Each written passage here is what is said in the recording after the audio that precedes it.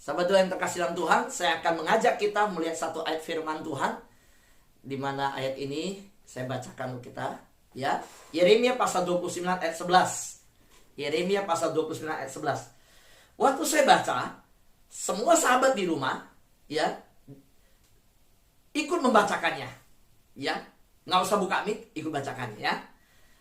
Yeremia 29 ayat 11. Mari kita baca 1, 2, 3. Sebab aku ini mengetahui rancangan-rancangan apa yang ada padaku mengenai kamu. Ya, demikianlah firman Tuhan, yaitu rancangan damai sejahtera dan bukan rancangan kecelakaan, untuk memberikan kepadamu hari depan yang penuh harapan. Saudaraku yang terkasih dalam Tuhan, catat baik-baik, Tuhan menyatakan di Yeremia bahwa Tuhan punya rancangan damai sejahtera, dan Tuhan rancangannya ada rancangan yang memberikan hari depan yang penuh harapan.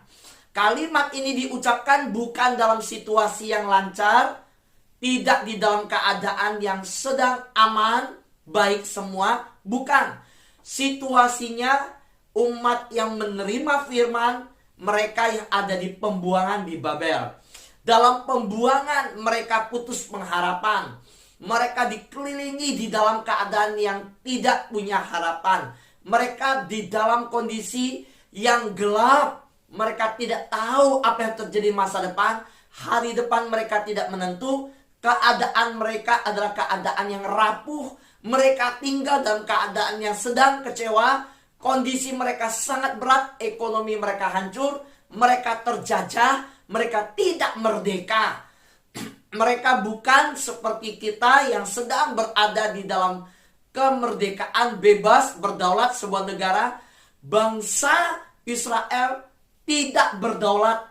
Mereka terjajah, mereka adalah budak, mereka dirantai, mereka tidak punya hak hidup. Mereka depresi, mereka stres, mereka tidak punya masa depan.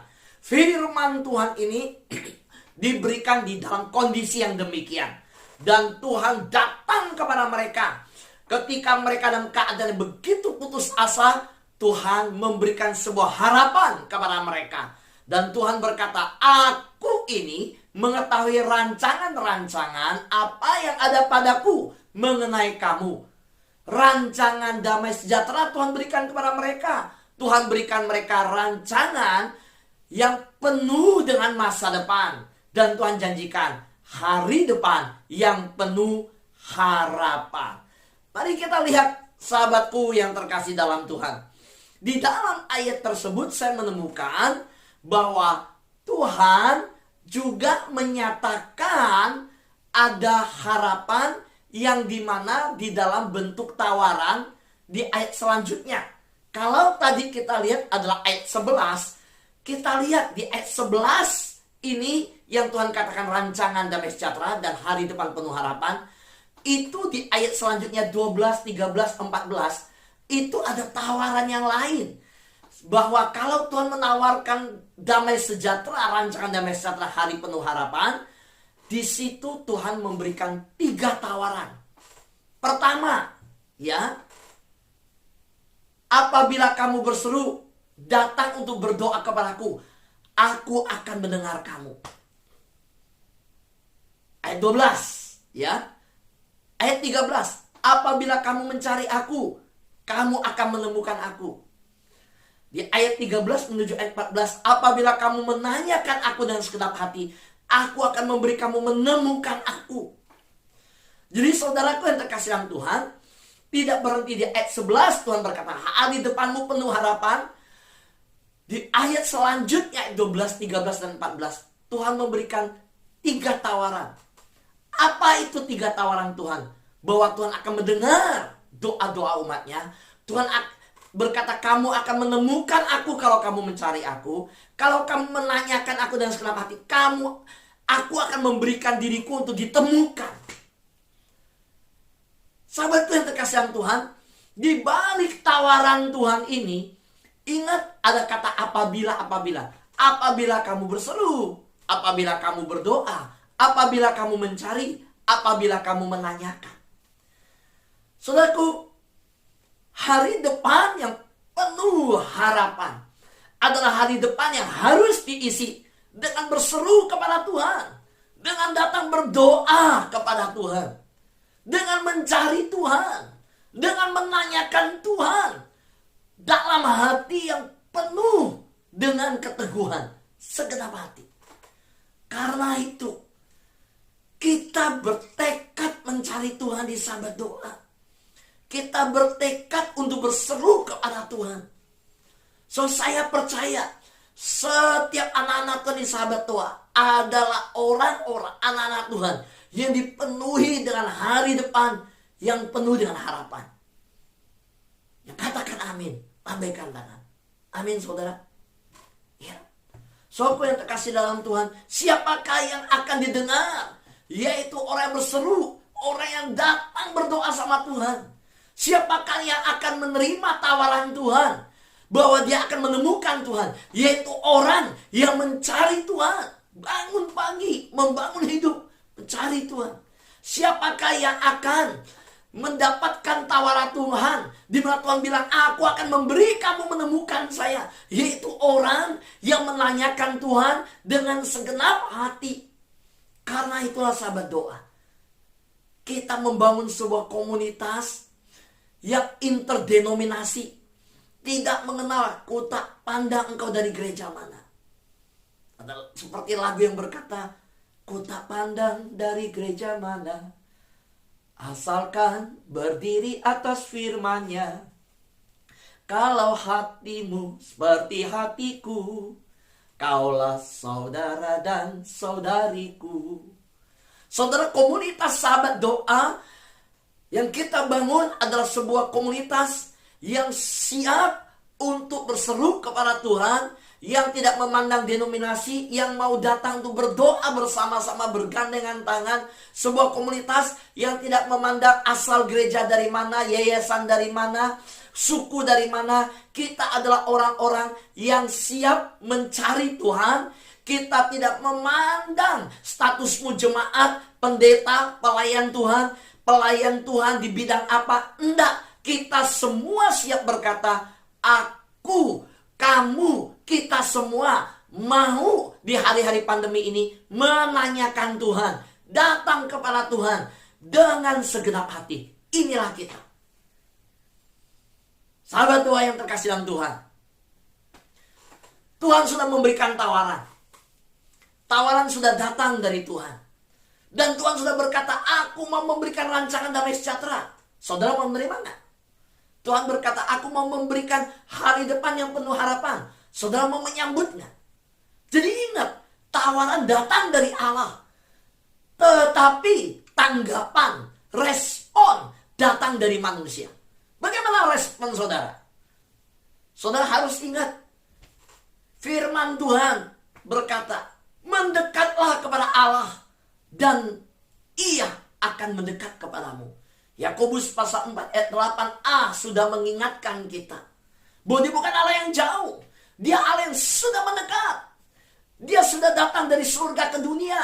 Dia sudah memberi tanggapan. Dia sudah memberikan tawaran kepada kita. Dia sudah memberikan, ini loh, kamu akan menemukan aku. Kamu akan mendapatkan aku. Aku akan mendengarkan kamu. Aku mau memberi engkau masa depan yang penuh harapan. Aku mau memberikan engkau hari depan yang penuh harapan. Pertanyaannya, tawaran Tuhan ini harus disambut dengan respon. Dan Tuhan berkata, mendekat kepadaku. Mendekatlah kepada Allah. Lah Allah sudah mendekat. Lalu bagaimana kita? Puji Tuhan. Sahabat doa adalah orang-orang mendekat kepada Allah. Tapi jangan lupa, di luar sana ada banyak orang di masa pandemi belum sadar untuk mendekat kepada Allah. Belum ingat bahwa Allah sudah mencari mereka. Bahwa Allah sedang mencari mereka. Bahwa Allah sedang mau menemukan mereka. Lewat siapa? Lewat saudara Allah menemukan mereka. Lewat siapa? Allah mencari mereka. Lewat handphonemu. Lewat nomor kontak di handphonemu. Lewat siapa Allah menemukan mereka? Lewat YouTubemu, lewat Facebookmu, lewat Instagrammu. Allah menyapa mereka, membawa mereka di dalam komunitas ini. Karena itu, bukan hanya kita mendekat kepada Allah, kita rindu suami kita. Kita rindu seperti sahabat doa yang mengajak saudaranya. Di sini ada yang satu keluarga beberapa saudara. Di sini ada yang satu keluarga bersama anak mencari Tuhan. Di sini ada tante yang sudah mengajak keponakan. Di sini sudah ada anak-anak mengajak orang tua. Inilah saatnya mendekat kepada Allah. Karena masa depan yang penuh harapan ada di tangan Allah. Dan di bulan yang baru, awal yang baru, hari yang baru ini, jangan pernah berkata, aku gak punya masa depan. Masa depanku suram, masa depanku susah. Aku tidak tahu apa yang terjadi di depan. Saya gak bisa lihat keadaan di depan. Betul engkau tidak lihat, tetapi Allah sudah lihat di depan. Betul engkau bilang gelap yang di depan aku tidak bisa melihat. Engkau tidak melihat, tetapi Dia sumber segala terang sudah melihat jauh ke depan masa depanmu. Hari ini semua sahabat doa, saya percaya apa yang Tuhan taruhkan di dalam persiapan firman Tuhan yang saya lakukan. Tuhan sedang mau menyatakan Dia adalah Tuhan yang memegang masa depanmu. Dan Dia Tuhan yang memberikan hari depan yang penuh harapan ke dalam hidupmu. Amin. Hosana bagi Allah di tempat maha tinggi. Mari kita sambut hari depan yang penuh bahagia ini dengan respon kita kepada Allah. Saudara, Allah sudah mencari kita. Kita harus berespon. Allah sudah memberi sesuatu yang tidak bisa didapatkan manusia dengan apa? Uang. Dengan segala usaha dan upaya. Dia datang dari surga ke dalam dunia. Nah, apa respon kita? Yohanes pasal 15 ayat 15 berkata, aku tidak menyebut kamu lagi hamba, sebab hamba tidak tahu apa yang diperbuat oleh Tuhannya. Tetapi aku menyebut kamu sahabat, karena aku telah memberitahukan kepada kamu segala sesuatu yang telah aku dengar dari Bapa. Dan Yesus sudah mendengar dari Bapa bahwa dunia akan mengalami yang namanya kedatangannya yang kedua kali. Yesus sudah mendengar dari Bapa bahwa Bapa punya rancangan damai sejahtera dan hari depan yang penuh harapan. Dan Yesus telah berikan itu. Yesus sudah mendengar dari Bapa bahwa dunia ini adalah dunia yang dimana di dalamnya ada umat-umat yang dipilihnya untuk menerima kehidupan yang kekal. Saudaraku yang terkasih dalam Tuhan, Yesus tidak menyebut lagi kita hamba. Dia tidak lagi menyebut kita budak. Dia tidak menyebut kita lagi orang berdosa. Dia menyebut kita adalah orang yang dibenarkan. Dia menyebut kita adalah anak Allah. Dia menyebut kita adalah sahabat. Saudara lihat betapa tawaran Allah ini mahal. Tawaran Allah ini begitu luar biasa. Tawaran Allah ini begitu dahsyat. Dia sudah berikan dari jauh-jauh, datang dari surga mulia. Dia datang mencari kita, mengorbankan dirinya. Dan untuk menjadikan engkau dan saya sahabat, Dia harus mati di kayu salib dan menebus engkau. Karena itu, mari kita memberikan respon kita pagi hari ini. Apa respon kita? Jangan lagi terikat dengan hal dunia. Jangan lagi mau terikat dengan yang sementara. Jangan lagi mata kita tertuju kepada yang kelihatan. Mari kita memandang kepada yang tidak kelihatan. Mari kita di dunia yang sementara ini melihat kepada yang kekal. Mari kita lakukan sebuah perjalanan hidup di dunia sebagai sebuah persiapan kepada kekekalan. Pada akhirnya, semua ini akan berhenti. Kita semua dalam sebuah perjalanan yang pada akhirnya semua akan ditinggal. Lalu apa yang akan kita persiapkan? Kalau hidup kita pasti akan bertemu dengan Tuhan. Terima tawaran Tuhan. Tuhan mau memberikan hari depan yang penuh harapan. Supaya kita menjadi refleksi, menjadi teladan, menjadi contoh. Orang lain melihat hidup kita, orang lain tertarik kepada Allah. Jadi jangan lagi tundukkan kepala, jangan lesu, jangan lagi lelah, bangkitlah. Karena ketika firman Tuhan ini diberikan, bahwa ketika Yeremia berseru kepada umat Israel, dia berseru kepada umat Israel yang sedang tertawan, tidak ada kemerdekaan, tidak bebas. Biarlah di bulan kemerdekaan ini kita memaknai firman Tuhan yang diteriakkan Yeremia ini. Kepada orang-orang ditawan, kepada orang Israel yang tidak punya harapan, firman Tuhan dapat berkata, hari depanmu penuh harapan. Terlebih lagi kita yang hari ini sudah ditebus oleh Yesus Kristus. Terlebih lagi kita hari ini, saudara dan saya, sudah ditebus Yesus. Dan dia berkata, saudara dan saya adalah sahabat dia. Kalau demikian, di kita yang disebut sahabat. Sahabat itu harus cengli, saudara. Ya kita di dunia aja cengli kok bersahabat. Kita nggak mungkin mau orang bersahabat sama kita kalau makan terus dibayar. Kita nggak mau bayar. Ya taruhlah dia lebih sanggup, kita nggak sanggup. Tapi sesekali kita juga bayar. Ya kita nggak mampu bayar yang mahal. Waktu dia takdir makan yang mahal dia bayar. Tapi yang murah-murah ya kita bayarlah. Ada orang tiap kali makan cabut dompet, dompetnya selalu tersangkut di saku. Selalu kalah cepat sama orang. Nah kita harus cengli dong sama teman. Kita harus ngerti dong, orang kalau kirimin kita terus makanan, kirimin terus sebagai tetangga makanan, ya kita balikin rantang orang, masukinlah telur asin. Orang kirim ketupat, ya kita kirim kerupuk. Sama-sama dia ketupat, kita kerupuk. Ya cengli dong ya kan, saudara. Nah sama Tuhan juga harus begitu. Orang dia nganggap kita sahabat, dia kasih kita tawaran. Masa kita nggak tahu diri? Ya kita harus tahu diri dong. Harus bagaimana? Ya kan, Tuhan peliharakan kita, Tuhan berikan penyertaan bagi kita, bahkan dia mengangkat kita sahabat. Kita harus bagaimana? Kita harus berespon, saudara. So lihat nih, bagaimana Tuhan membawa kita menjadi sahabat. Saya lihat ada 3 aspek. Pertama, waktu dia menjadikan kita sahabat, waktu dia benar-benar berkata, kamu bukan lagi orang yang jauh, kamu tuh sahabat. Saudara, untuk menjadikan kita sahabat, apa yang Yesus lakukan? 3 aspek ini. 1, dia rela berkorban. Yesus memberi teladan jadi sahabat itu apa? Rela berkorban. Kedua apa? Setia sampai mati, sampai akhir. Sahabat yang kayak begini mau dapat di mana, saudara? Ketiga, dia bukannya rela berkorban setia sampai akhir. Waktu di dalam membangun persahabatan, dia itu membangun sebuah kedekatan hubungan. Bukan terus dicari, dia juga cari. Soalnya di dunia juga nggak cengli kalau temen nyari kita terus kita nggak nyari temen. Orang nelfon kita terus kita nggak teleponin tanya keadaannya.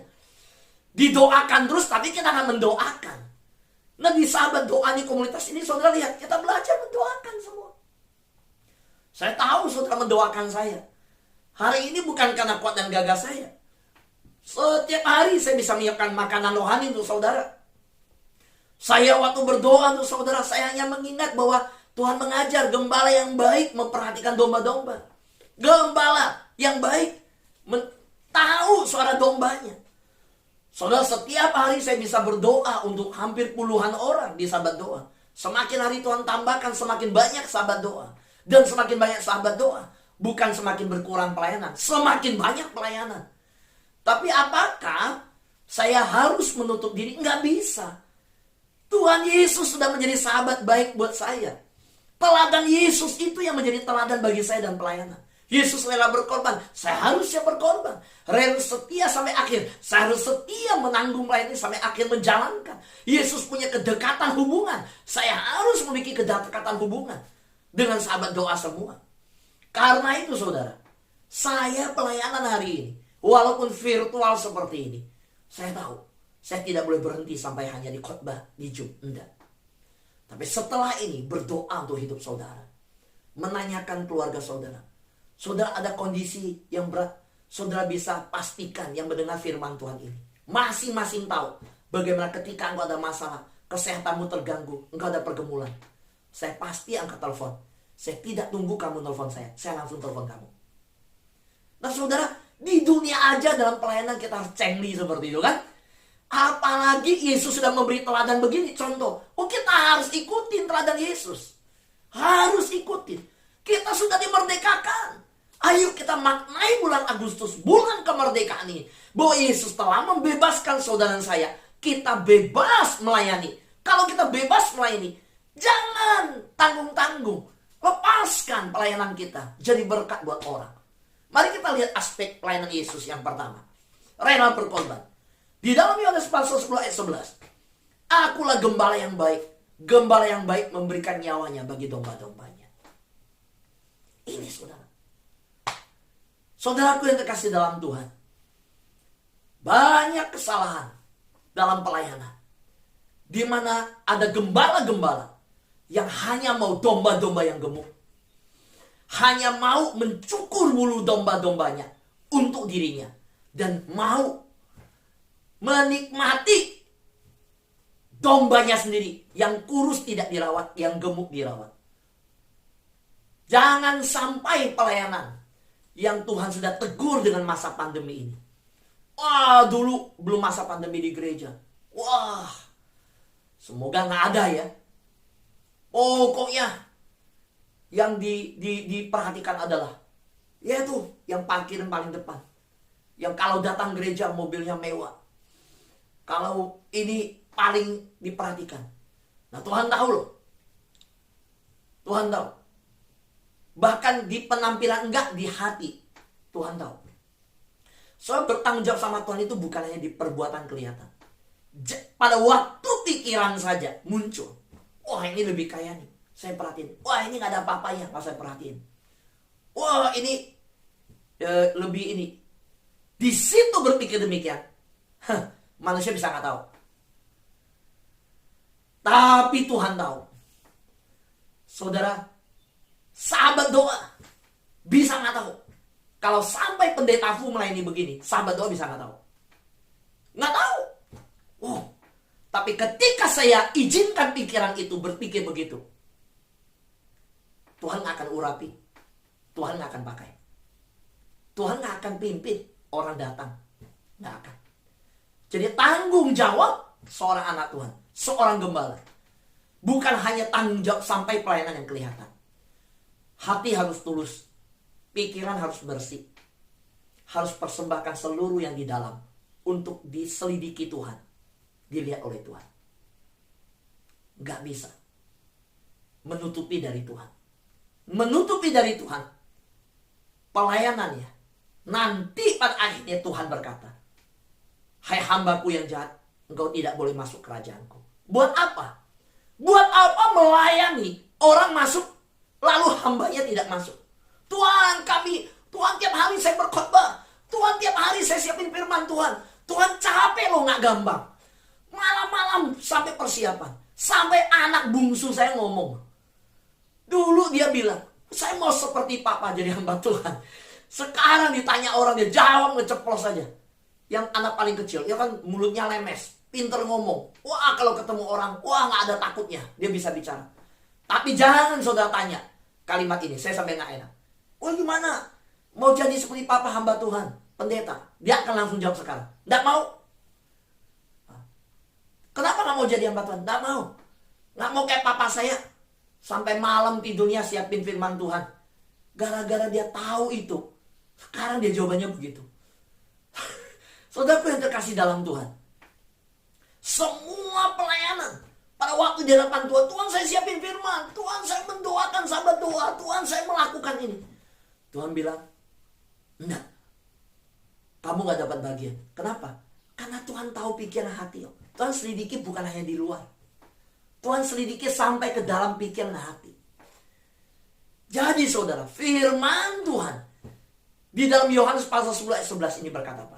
Gembala yang baik, gembala yang memberikan nyawanya bagi domba-dombanya. Sudah beri nyawa belum? Belum. Belum sampai beri nyawa. Karena tuntutannya adalah nyawa. Itu berarti berbicara totalitas. Hari ini, saudara, saya pertanggungjawabkan seluruh pelayanan. Tidak bisa membiarkan sampai hati ada sedikit kecurangan pun tidak bisa. Hati harus tulus, pikiran harus bersih, pelayanan harus total semuanya. Karena ini yang dituntut oleh Tuhan. Ini contoh gembala. Nah, ini saudara lihat betapa luar biasanya Tuhan.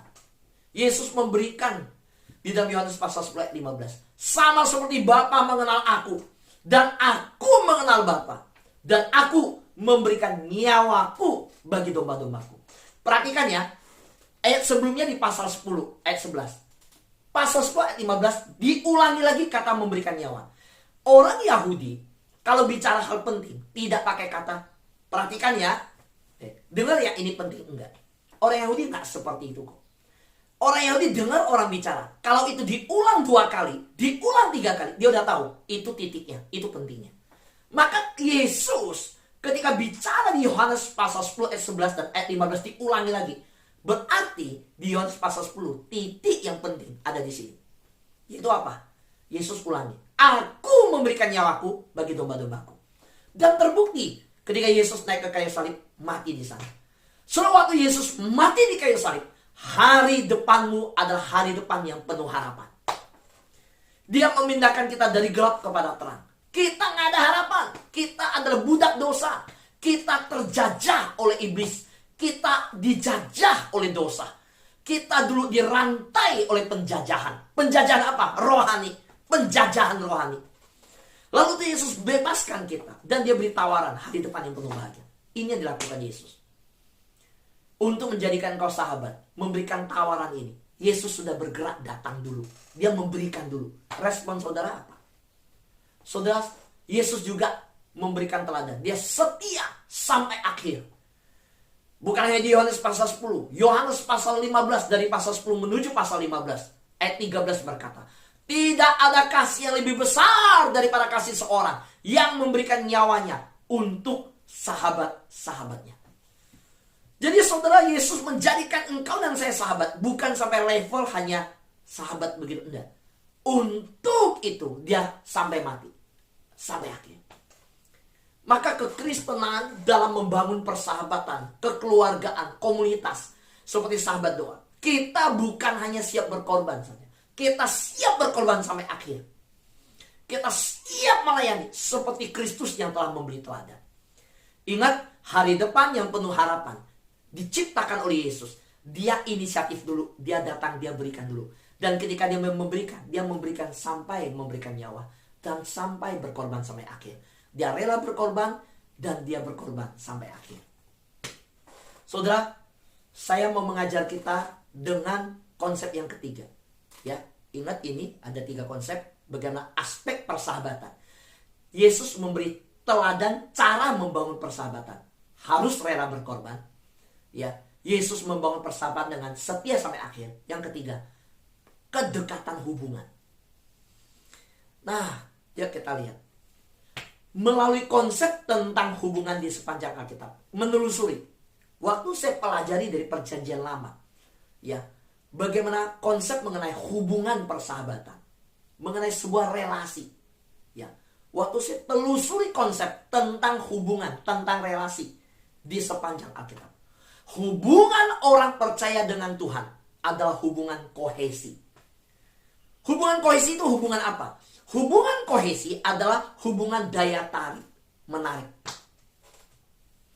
Nah, kedekatan hubungan kohesi ini, daya tarik menarik ini, yang menjadi benang merah di sepanjang Alkitab. Artinya apa?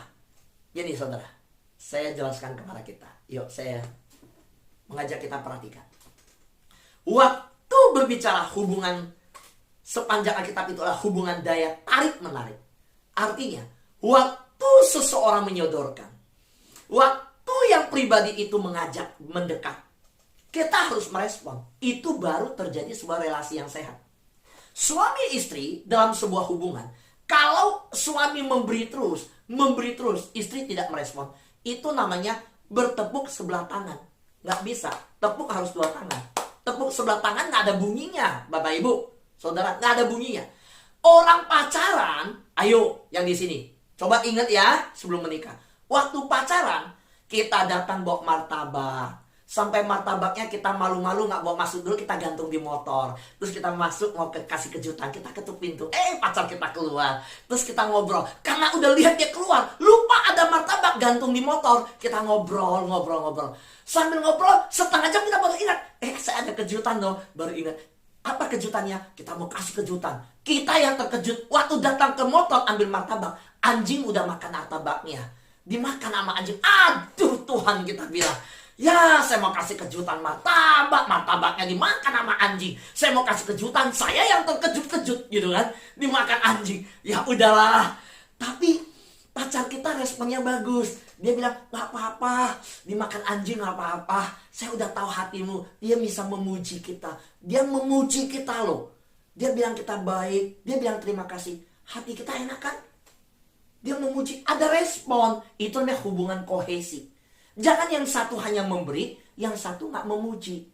Nah saudara, kita memuji Tuhan. Kita mendekat kepada Tuhan. Kita menyembah. Kita mau intim dengan Tuhan. Saudara, ini baru hubungan yang benar. Karena Tuhan sudah selesaikan hubungan dengan baik. Tuhan sudah memberi tawaran hubungan. Tuhan sudah mengundang kita datang. Sebelum undang dia datang, dia beresin dulu. Tahta Tuhan, ruang kasih karunia, ruang Maha Kudus sudah terbuka. Ayo datang. Nah, kita nggak datang doa, kita nggak bersekutu. Tuhan bilang, aku sudah angkat jadi anakmu. Kita nggak pernah masuk hadirat Tuhan. Jadi anak kan boleh masuk. Setiap saat ke bait Allah, kita nggak masuk. Tuhan bilang, aku jadikan kau sahabat. Untuk jadi sahabat, saya sudah rela mati, saya rela berkorban, saya setia sampai akhir. Dan saya terus mendekat membangun hubungan. Dan bahkan saya siapin hari depan yang penuh harapan. Mau nggak? Nah, kita harus nyambut. Kita nggak boleh diem. Kita sudah dimerdekakan. Kaki kita sudah nggak dirantai. Datang sama Tuhan. Mendekat sama Tuhan. Yuk, Tuhan mau jadi sahabat kita. Tuhan sahabat yang menyediakan hari depan yang penuh harapan. Maukah kita jadi sahabat Allah dan menyambut hari depan yang penuh harapan?